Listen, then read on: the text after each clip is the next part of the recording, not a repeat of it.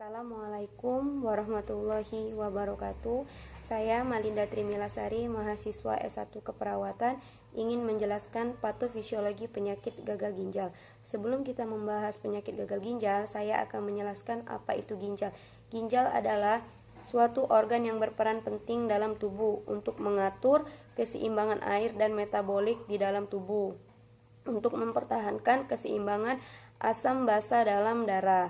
Sedangkan gagal ginjal adalah suatu kondisi di mana ginjal tidak lagi berfungsi untuk menyaring sisa-sisa makanan dan cairan yang ada di dalam tubuh.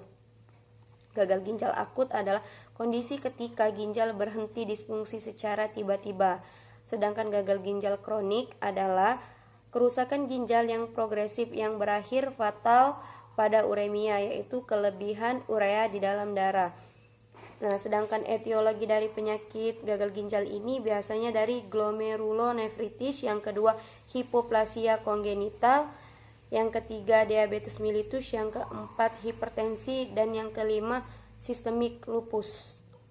Ini adalah manifestasi klinis dari penyakit gagal ginjal. Yang pertama, stadium 1.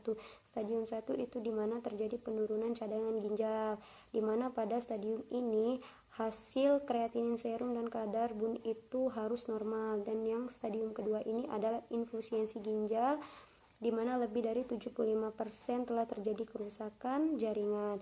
Yang ketiga, stadium ketiga, uremia, di mana 90% massa nefron telah rusak. Manifestasi klinis lainnya yang terjadi pada pasien gagal ginjal antara lain yaitu seperti pada jantung atau kardiovaskuler itu biasanya hipertensi, edema pulmonari, perikarditis, dan gagal jantung kongesif. Nah, jika pada kulit atau dermatologis itu memiliki tanda dan gejala seperti mudah lecet, kulit kering, perubahan pada rambut yaitu mudah patah dan rontok. Nah, sedangkan pada gastrointestinal itu biasanya memiliki tanda dan gejala seperti anoreksia, mual, muntah, nausea, dan diare. Nah, jika pada neuromuskular itu biasanya memiliki perubahan tingkat kesadaran, kedutan, dan kejang. Pemeriksaan penunjang yang ada pada penyakit gagal ginjal ada, yang pertama adalah kreatinin plasma meningkat, yang kedua adalah kalium dan fosfat meningkat, yang ketiga adalah USG ginjal, yang keempat EKG, yang kelima fotoronsen, yang keenam hematokrit menurun pada anemia, yang ketujuh adalah arteriogram ginjal. Komplikasi penyakit gagal ginjal.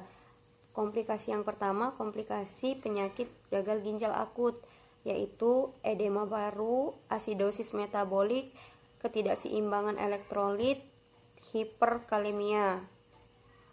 Nah, sedangkan komplikasi gagal ginjal kronik yaitu adalah penumpukan fosfor dan hiperkalemia, penyakit jantung dan pembuluh darah, yang ketiga anemia, yang keempat kerusakan sistem syaraf pusat yang menimbulkan kejang. Diagnosa keperawatan pada penyakit gagal ginjal yang pertama itu gangguan rasa nyaman, yang kedua gangguan integritas kulit, yang ketiga gangguan eliminasi urin, yang keempat konstipasi, yang kelima hipervolemia.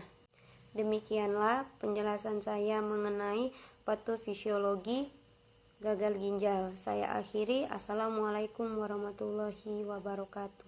Terima kasih.